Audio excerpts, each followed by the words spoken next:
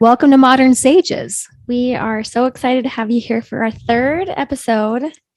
And we have a really amazing and fun dynamic of a topic this week. We decided to talk about something a little controversial, but I wanted to talk about life force energy.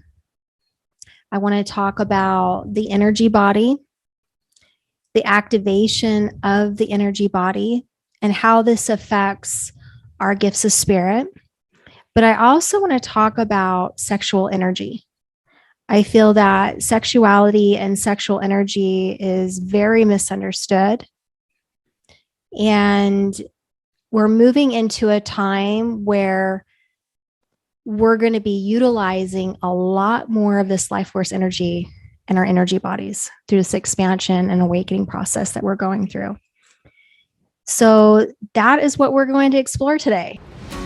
Welcome to Modern Sages Podcast. I'm Jen Gilbreth. And I'm Candace Coons. With over 25 years combined, we have delivered messages from beyond, explored ancient healing wisdom, and integrated these profound teachings into our everyday life. We are passionate about creating new ways of being human in the modern age by integrating the wisdom of the past with the present and coming into remembrance of who we truly are. Are you ready to change your relationship to life itself? If the answer is yes, your journey begins now.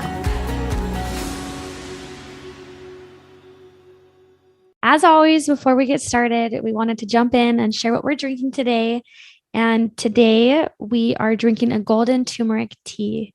Now, I feel like turmeric has been something of a hot commodity lately, and it's so good for inflammation. There's so many benefits for all of this, and I love the mixture that we created. It tastes so amazing, and there's just so many amazing health benefits. Yes. I know. I think it's always a little shocking at first when I talk to my students about it, because like when they think about shamanism, they don't think that we're going to be talking about whole food, plant-based diet or herbs and utilizing the nature's natural resources, Mother Earth's natural resources. And then they're usually a little bit shocked when we start talking about sexual energy and the misconceptions of sexual energy as well. But it is so important because we're moving into a time where in this Aquarian Age, which we started the conversation, episode 1, talking about this shift that we're all going through in the Aquarian Age, where we're shifting from a 3D consciousness to a 5D consciousness, which is a huge journey between the mind and the heart. Absolutely. Coming from that heart frequency energy, that Christ consciousness energy, or Buddhahood or Krishna energy. There's many names for that energy, but basically it's the activation at the chitta, or the activation of the heart. And when we do this, it creates a major shift in us. It's like we're not able to cater into other people's path for us. It causes us to go within ourselves and ask us, what is right for me? What is right in my heart? And then it also activates your sensitivity. Absolutely. So, and you've noticed this with your path, because being a spirit medium and coming up, being brought up in a very religious background, where this it was a mixed bag. I mean, some people really accepted this gift and some people didn't. Same thing with me. Some people accepted my gifts and some people don't, that are very religious. Absolutely. But it's creating this kind of revolution within our religious framework, because people are like, what used to be okay isn't okay anymore, because people are finding this deeper connection to spirit, and they're knowing that they don't need to go outside of themselves to connect with the spirit. And they're also noticing that the veil is becoming thinner. Yeah, absolutely. I feel like going into that space is going back to like the life force energy and connecting that in. It almost seems like there's a lot of stuff here, but we are so connected to that life force energy, and it's all around us. And I remember you talking to me about it, like, well, if you think about this, like if you were to zoom in to this ring and the molecules within this ring, right? It's like you just dive in deeper and it's all this life force energy, regardless of what it is, there's this energy connected to it. And we have the ability to connect into that space to find what we're looking for or to find what we need. And going back into the religious context is like, we know that God or a higher power or, whoever it is that we look towards is full of this life force energy. And so we're not separated from it. Mm-mm. In fact, we're all one, we're all in that connection.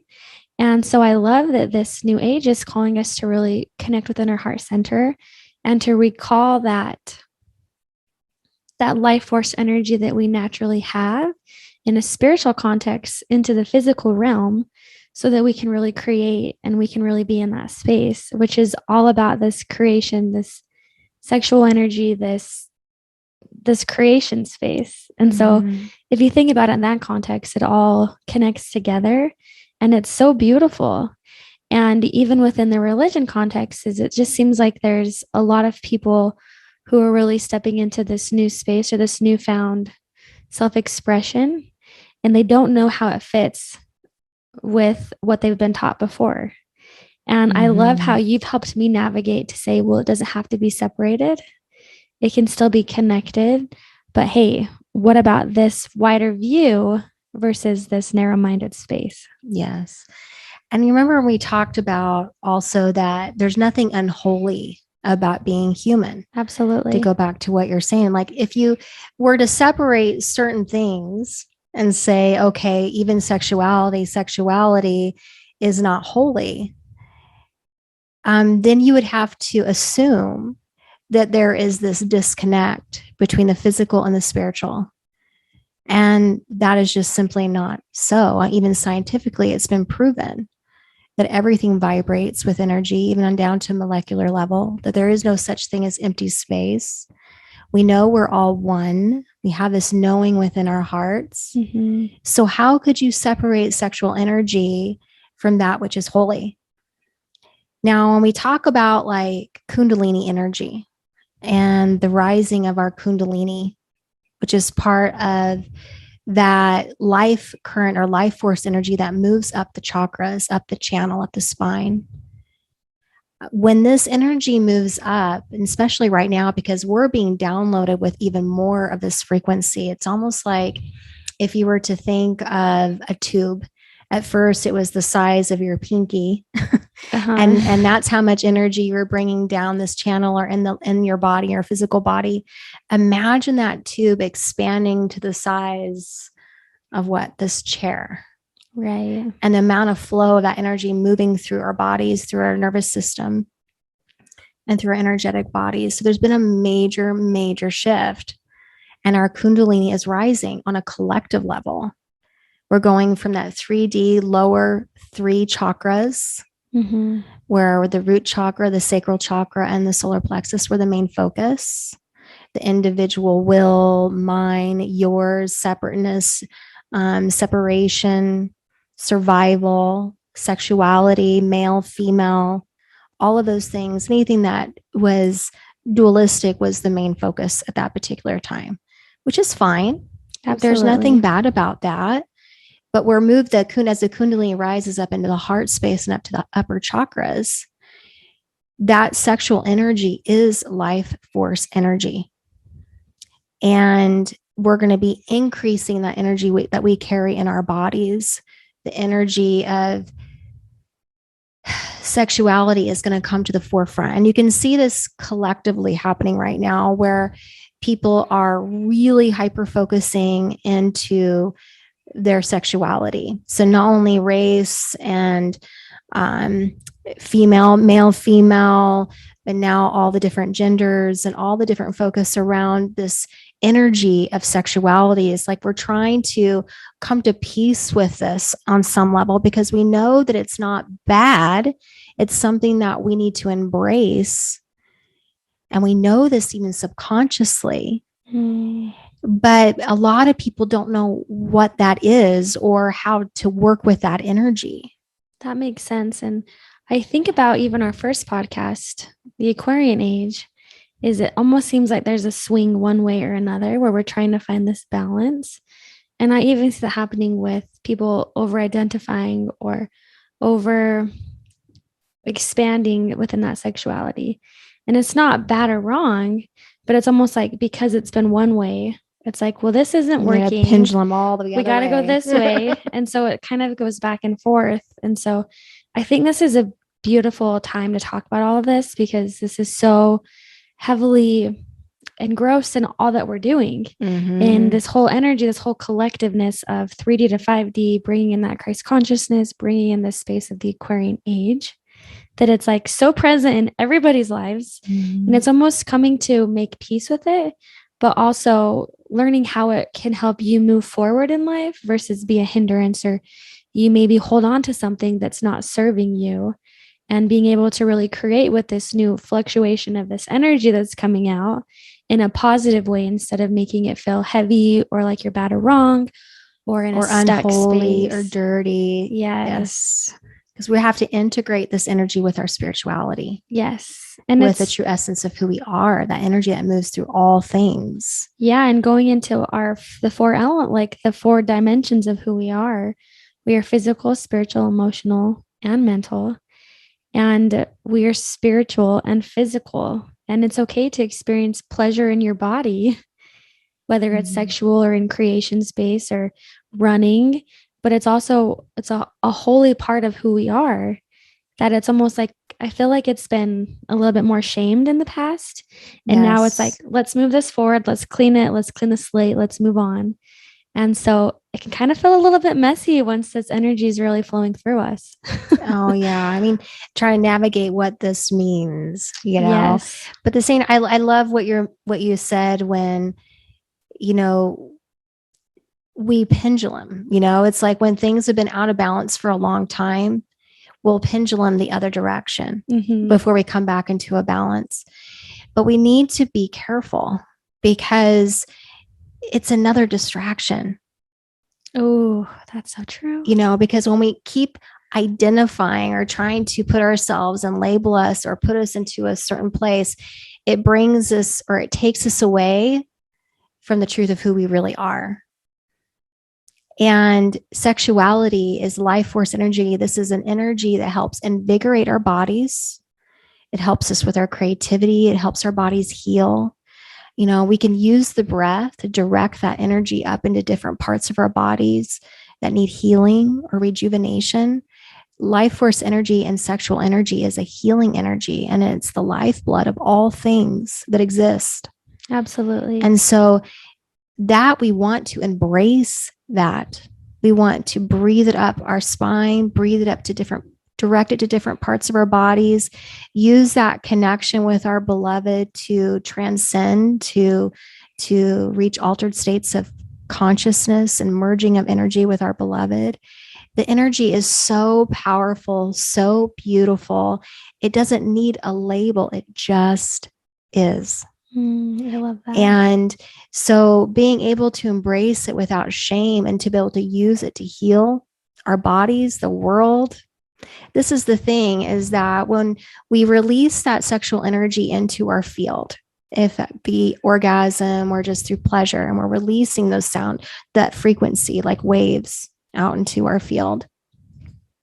When we're in union with our beloved, those waves increase.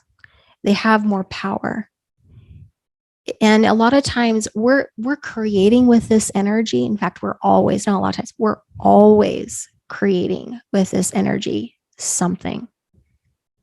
Why not use that sexual energy with intent and say, okay, as I merge with my beloved and I experience the pleasure and I fill my cells with this light energy to heal my body, to heal my beloved, why not also set the intention as the waves go out that I send love, that I send prosperity, that I send abundance, that I send healing energy to all relationships, that they may be healed and feel that union, that love, and that connection. Absolutely. It's like, that is so powerful. And that is for us to use. We get to use that energy in a way that is so loving and so healing and so empowering for the world.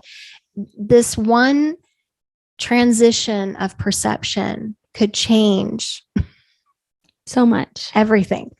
Yeah. And I even think, of course, we know the overall like the overall creation is when someone's creating a baby inside them, right?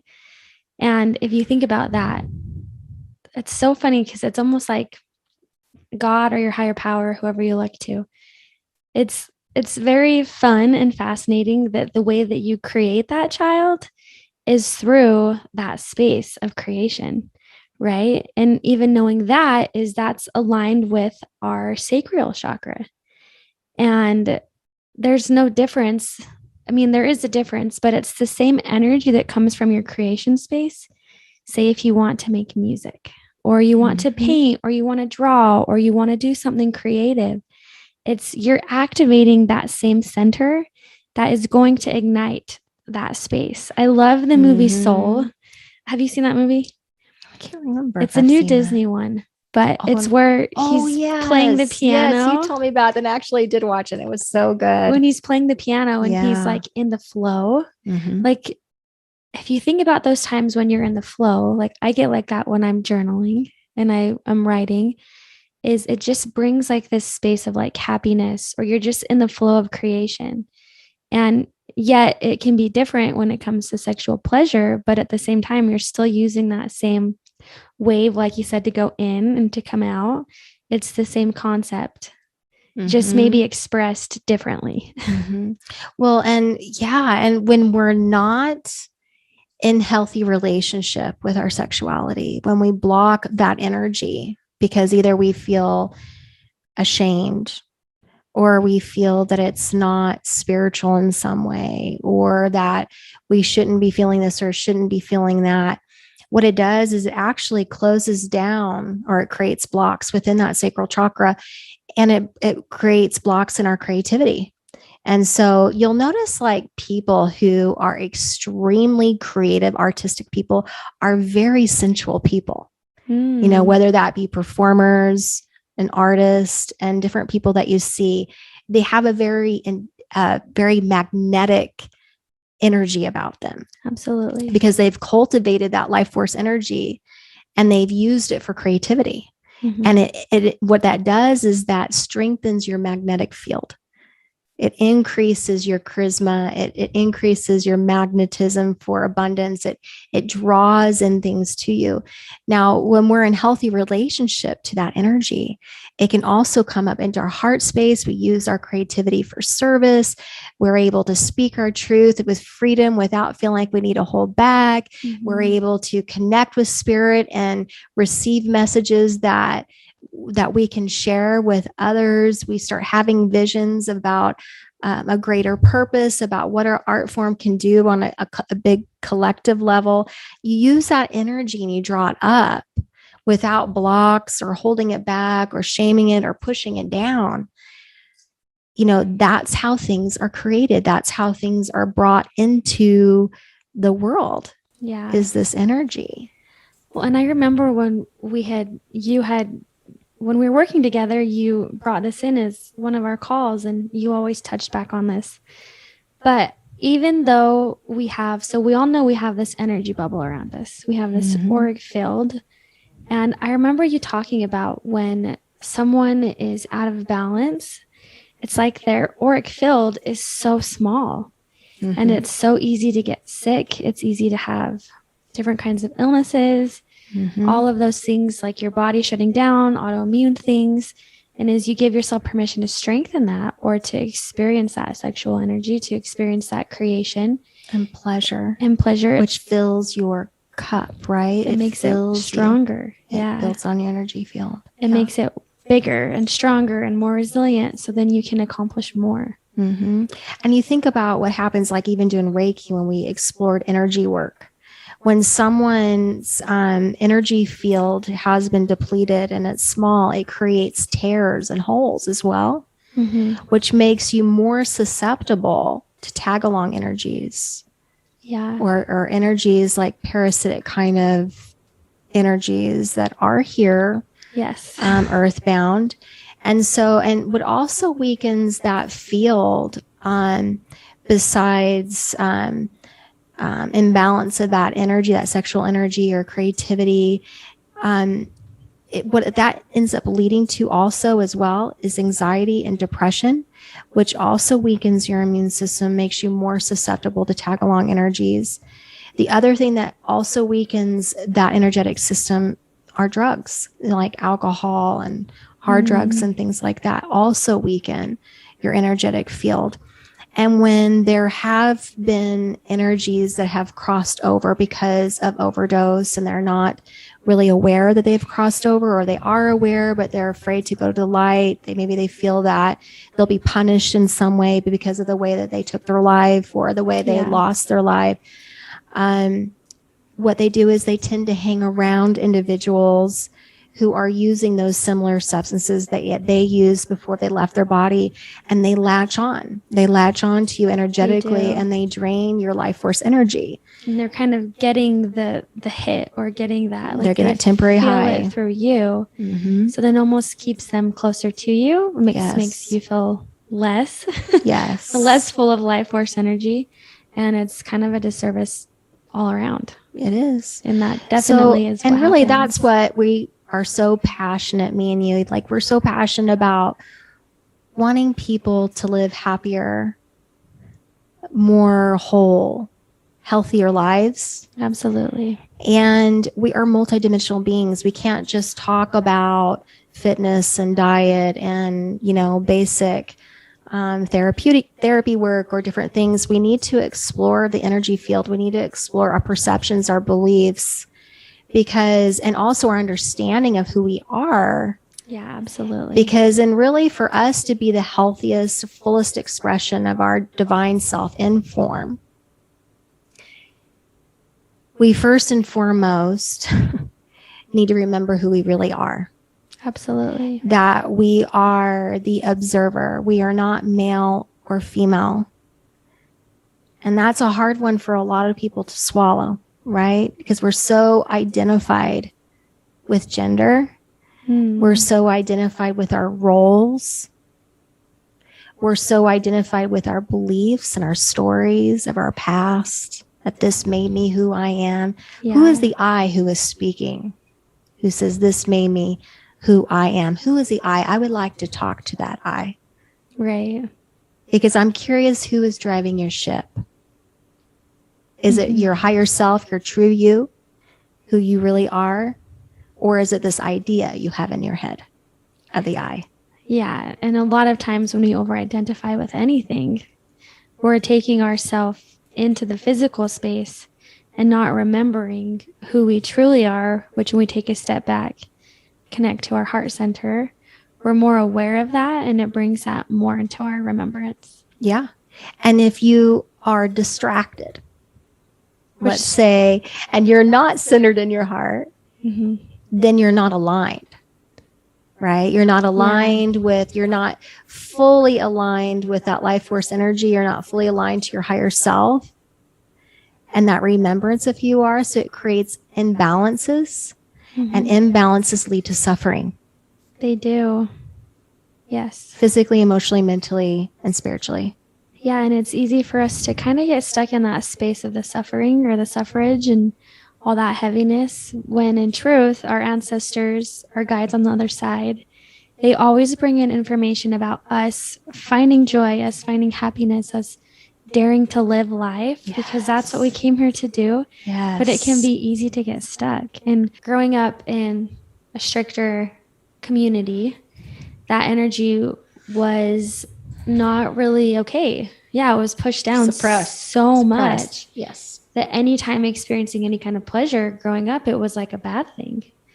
And I remember, jumping into a marriage, and it's like, how do you navigate through this? It's so difficult. And I think that a lot of people experience that and they just don't talk about it. And I almost remember hearing this conversation with you and like feeling so aligned with it, but still feeling so torn. And so for those who are torn, like who are like maybe even a little triggered by this conversation, is like we hear you and we see you and you're not alone, even though it can feel like so lonely at times. And I think that's the beauty of this life and of this journey, is that we're so much more, but we can still explore it and experience it. Absolutely. And it's not wrong. No. And it can be really hard to navigate through that. And so I'm curious to see your advice or what you would give someone who is really in that space of discovery or not in a healthy relationship with it. Yeah, it's interesting because what happens when we suppress that energy? You get frustrated. Yeah. Yeah, definitely. You get frustrated and either we turn it off and we become disconnected, or it's almost like a building up of that energy and that guilt. And then that sexual energy is expressed in not the healthiest ways. Absolutely. Right? And that could be where addictions come in. And then we got the addictions, the pornography, the addictions, the impulsivity, because they want a release of this energy. It is energy. It has to be released somehow. Yeah. Instead of looking at it just differently. Yeah. It's like, wait a minute. First of all, you don't need to push it down. Like for one of the practices that I have, like for some people who are feeling that frustration, but they are still wanting to practice chastity. What I teach them how to do, I've done this with some teenagers where we do a meditation practice, a breathing exercise, and I have them visualize that energy is here. Okay. And it's kind of building up a reservoir of energy. Would that be in your sacral chakra? Yeah, your sacral. It's bottom 3. Okay. But what happens is as it rises up the root chakra, the sacral, and then into the solar plexus, it builds like this reservoir of energy, which makes you anxious, gives you anxiety, makes you frustrated. It feeds into depression and anxiety, shame. Yeah. You'll battle self-worth issues when you have a reservoir of this energy in your solar plexus. And you can see this happening again and again and again because of these ideas and beliefs of what that is, that energy. What is that? And I gotta control. It's wrong. It's naughty. It's temptation. It's naughty. Yeah. It's unholy. And so what I'll do with them is I'll say, okay, now what I want you to visualize is using the in-breath and drawing this energy up into your heart and exhaling it out of your heart space. And at first they'll be like, they'll be like hesitant, and eventually they'll be like, like this release out of their body, because now that energy is being spread out energetically. Now they're feeling this sensual, beautiful, creative energy all the way up to the top of their heads. Yeah. And coming out of their fingertips. And they're like, whoa, I feel so good. Like that energy feels so good.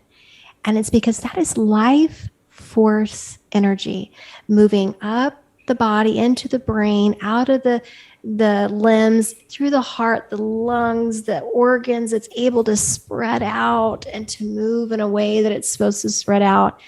And then they start laughing and giggling and be playful, and they want to be creative and maybe draw or dance or sing. I love it. It's like, it's not, we don't want to suppress it. We want to bring it up, like breathe it up. The other thing that I've seen when people are coming across this issue is complete suppression to the point of becoming numb, not feeling anything. Yeah, it can. Yeah, a lot of people want to just shut it off because maybe they have a lot of shame connected to maybe a childhood thing or something where all of a sudden it's like, I can't express it at all or feel any of it. I'm just done.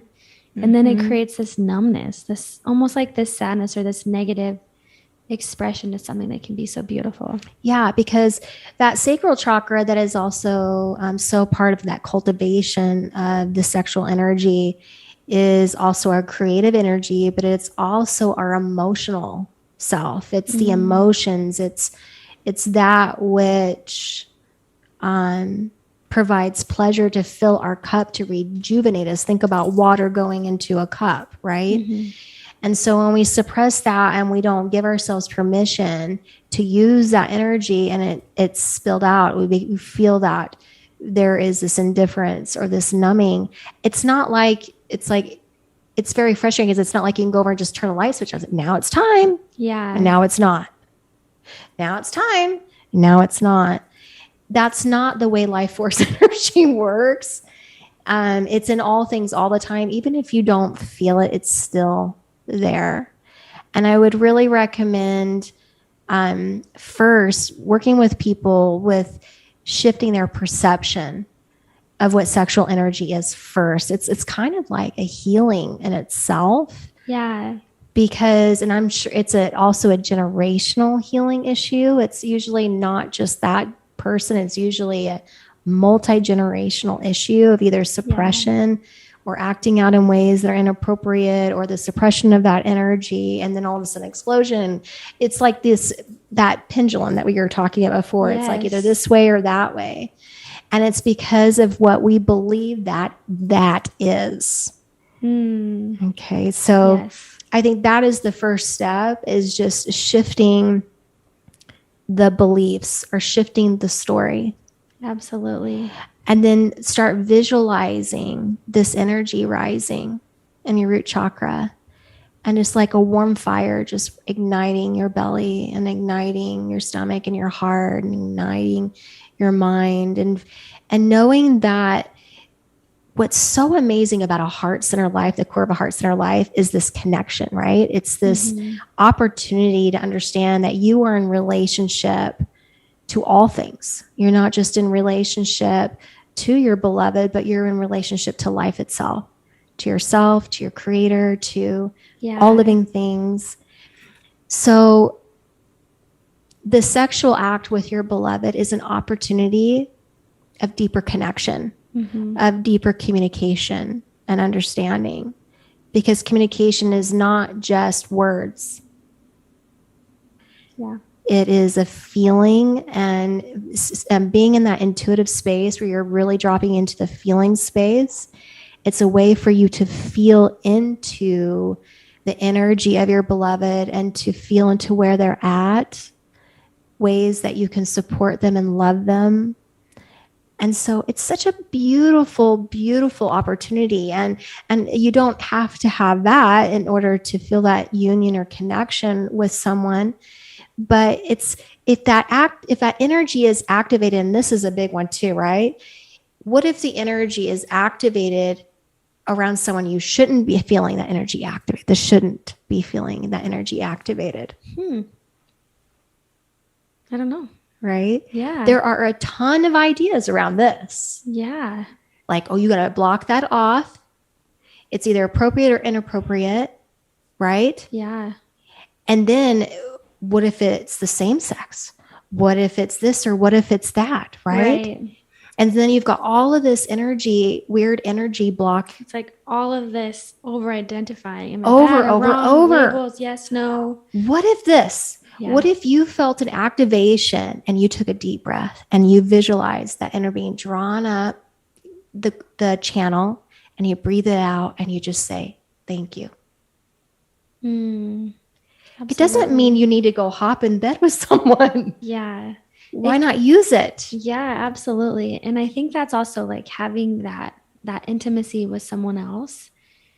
And also, I love how you're saying it's all around you. It's this life force energy that you have this space to create in.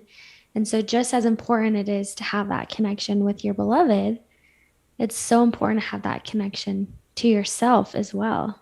Yes. And not making yourself wrong for every little thing. And, it's been such a journey for me, just with all the patterning and the stories that I've had in my life and generational things, that it's definitely taking time And it's always a journey, but it's something that's worth experiencing because that's part of why we're here. We're here to experience the joy. Yes. And it may look differently at times, and there's seasons for things, and that's okay too. But it's, what are you committed to? What are you committed to having in your life force energy? Mm-hmm. Do you want to have a flow of things? Do you want to feel stagnant? Do you want to feel stuck? And it's just being committed today. Yes. Each day to choose that. And, don't get me wrong. I believe that we should be cautious. Absolutely. About who we merge our energies with. Yes, you always talk about this too. This is perfect. Because this affects you on all levels. You take on an imprint of that individual. So this is not about sexual revolution in the sense of going out and just being with however many people. I'm sexual is beauty, and that's life force energy, and I'm cultivating this life force energy. Caution. Yes. I'm not saying that. I'm saying that use that energy, breathe that energy of the chakras, use as a way to create. Be aware of the individuals you are merging your energy with, because you're sharing an energetic template with them. You're affected by their energetic frequency. Interesting. Also, too, when the life force energy moves up the channel, you want to have a heart-to-heart connection with your beloved. Mm-hmm. Because that causes that energy to rise up the channels and to release out the upper chakras, which draws upon higher frequency manifestations. That's back the healing to you. Energy. Yes, that is what draws those healing energies back to your life, those things that are heart-centered. Absolutely. Into your life. If you don't have a heart connection, the energy will shoot back down the channel and it will exit. And because that life force energy has a power to release blocks. So what it'll do is it'll release blocks or shadows in the lower chakras, like the survival chakra, the shadow manifestations of the root chakra, the shadow manifestations of the solar plexus and the sacral chakra. And it's not the universe is punishing you. It's releasing that out into your field to come back to you and say, are you ready to shift this? Are you ready to retrieve the wisdom diamonds from this experience so you can transmute this energy and release it permanently? Yeah. And so it's not punishing you, but this is what people are doing unconsciously all the time when they're just randomly being with someone that they don't have this heart-to-heart connection with.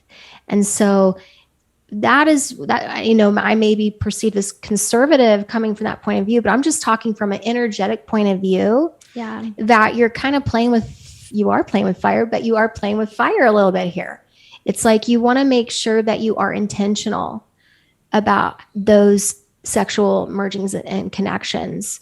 Using sexual energy to rise it up, no matter how it's activated. Let's say someone is in your field and you're like, ooh, this is and for whatever reason, I'm attracted to this individual. I'm feeling this sexual energy. It's not, are you going to be with that person or not? Because that can be on a conscious level. Like, is this appropriate? Is it not appropriate for my relationship, for the circumstances, all of that.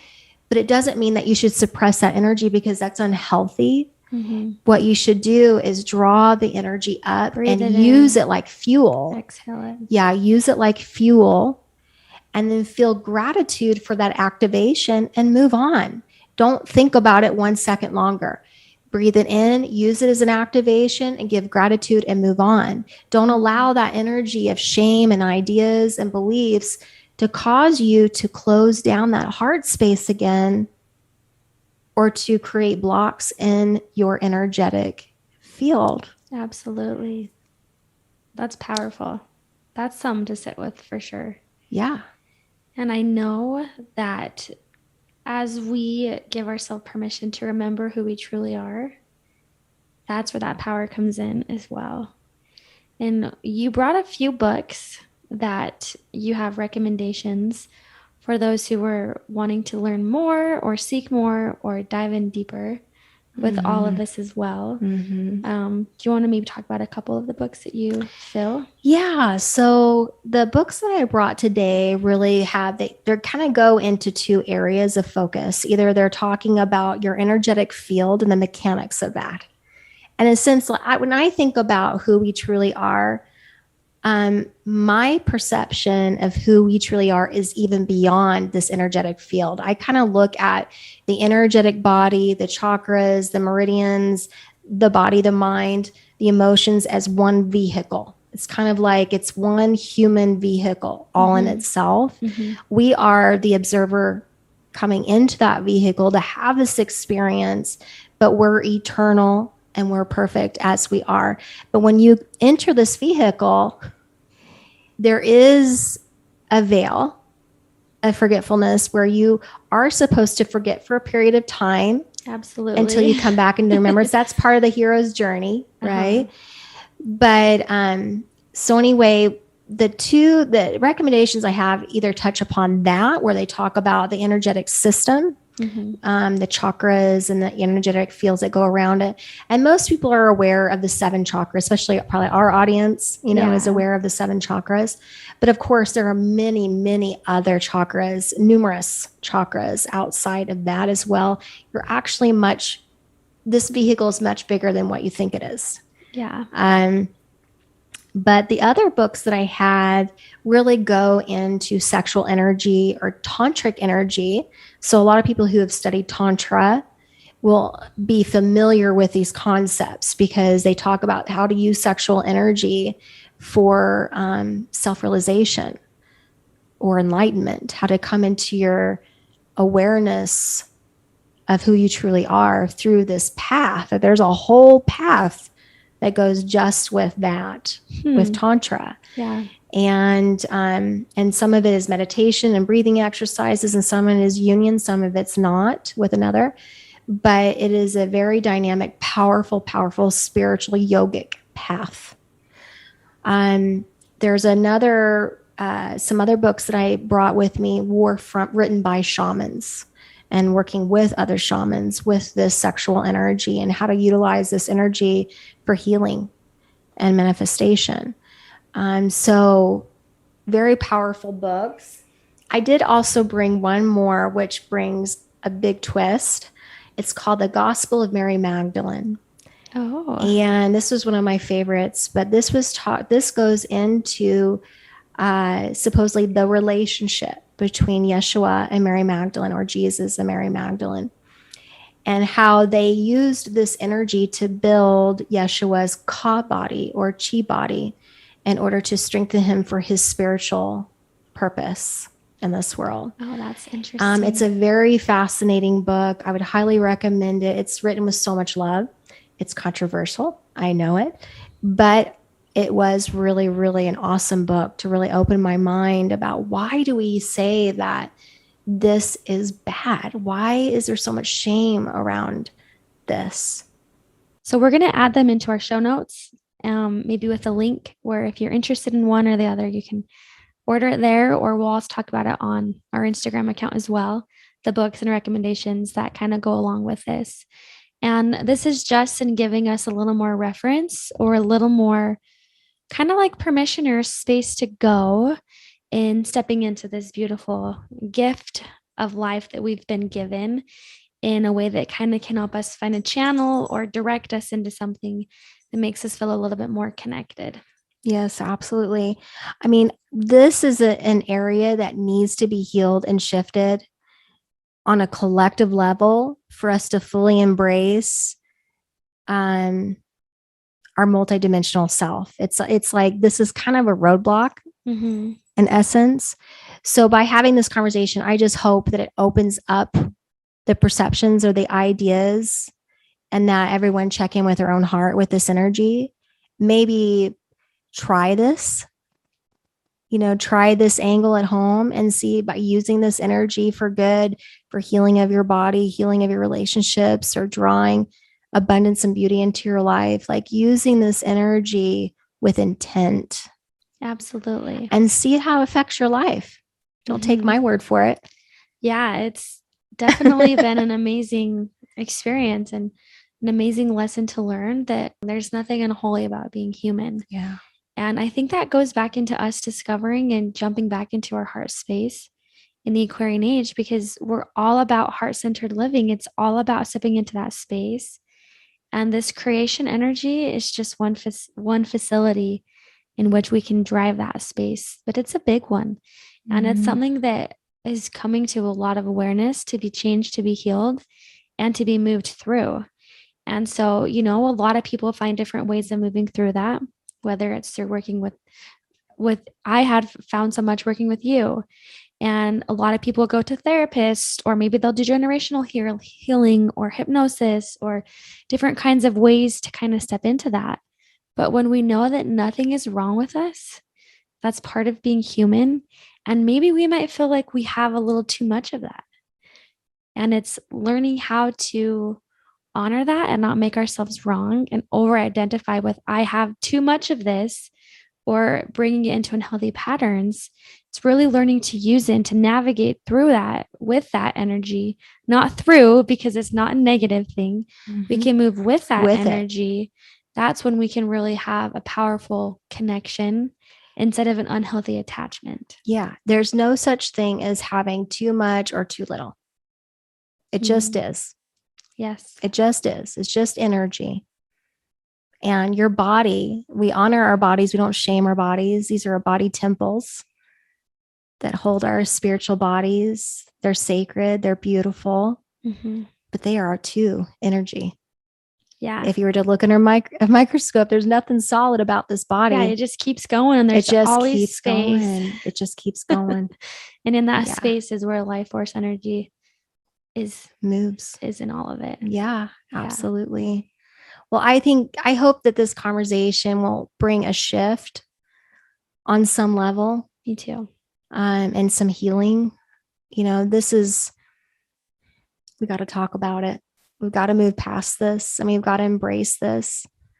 And it's not about if it's bad or good, or it's just energy. It's how you use that energy that really matters at the end of the day. Absolutely. So I just hope that our audience, of course, thinks about all this and also uses that energy with loving intent and absolutely help us heal the planet that we're living on and move on to this next stage. Yeah. And it can be fun and exciting and adventurous and open. It doesn't have to feel heavy. Exactly. And so I think it's, as we step back into remembering that, it almost gives us freedom to look at it in a way of light instead of a way of heaviness. Breathe it in and just draw it in, just draw it up. And that's the beauty of all of this. Yeah. So once again, we'll leave these books recommendations in our show notes. But we're just so grateful for this opportunity to talk about such a sensitive and sacred and fun, dynamic subject. And so we would love to invite you to listen to more of our podcasts as we continue to bring them out and exploring who we are and how we can really take on being human in this new Aquarian age of stepping into our heart center and honoring who we truly came here to be, which is a being of light and of love. Yes. Blessings, everyone.